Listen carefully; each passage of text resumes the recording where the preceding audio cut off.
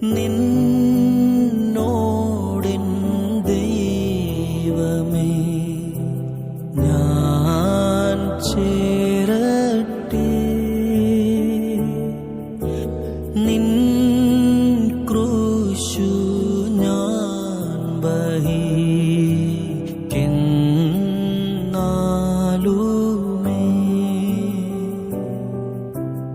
N ഗീതം എന്നുമേ നിന്നോടിൻ ദൈവമേ നിന്നോടിൻ ദൈവമേ ഞാൻ ചേരട്ടെ. ദൈവത്തിൻ്റെ അതിപരിശുദ്ധ നാമം വാഴ്ത്തപ്പെടുമാറാകട്ടെ. ഈ നല്ല പ്രഭാതത്തിനായി ദൈവത്തിന് സ്തോത്രം പറയുന്നു. ഇന്ന് നോമ്പിൻ്റെ 13-ാം ദിനം. സ്വയത്തെ നിയന്ത്രിക്കുന്നതാണ് ആത്മസംയമനം.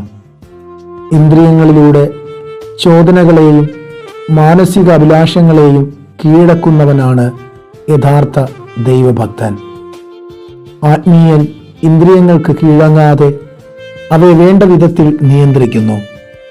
ആത്മപരിത്യാഗത്തിന്റെ ഉന്നതമായ മാതൃക ക്രിസ്തുവാണ്. അവൻ ദൈവരൂപത്തിൽ ഇരിക്കെ ദൈവത്തോട് സമത്വം മുറുകെ പിടിച്ചുകൊള്ളണം എന്ന് വിചാരിക്കാതെ ദാസരൂപമെടുത്ത് മനുഷ്യ സാദൃശ്യത്തിലായി ക്രൂശിലെ മരണത്തോളം തന്നെ അനുസരണമുള്ളവനായി തീർന്നു. ആത്മാവിനോട് പോരാടുന്ന ജഡമോഹങ്ങളെ വിട്ടകലുകയാണ് നാം ചെയ്യേണ്ടത്. നാം പുത്രനിലൂടെ നിത്യജീവൻ പ്രാപിക്കേണ്ടതിന് ദൈവം അവന് നൽകുവാൻ തക്കവണ്ണം ലോകത്തെ സ്നേഹിച്ചു.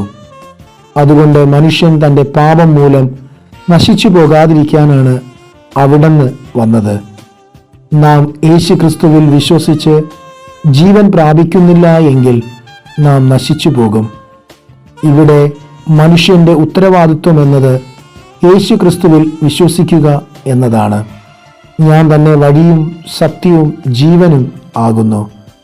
ഒരുവൻ ക്രിസ്തുവിൽ ആയാൽ അവൻ പഴയ സൃഷ്ടിയല്ല, പുതിയ സൃഷ്ടിയത്രേ.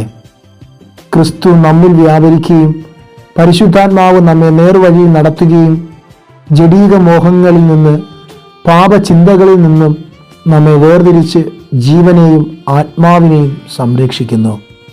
അതിലൂടെ ആത്മീയ ഫലങ്ങൾ നമ്മിലൂടെ പുറപ്പെടുവിക്കുകയും ജീവിതം ആനന്ദകരമായി നയിക്കുവാനും ഈ നോമ്പ് നാളുകളിൽ കഴിയുന്നു.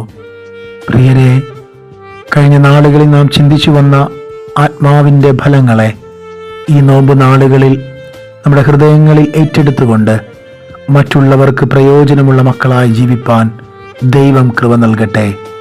ആമേൻ.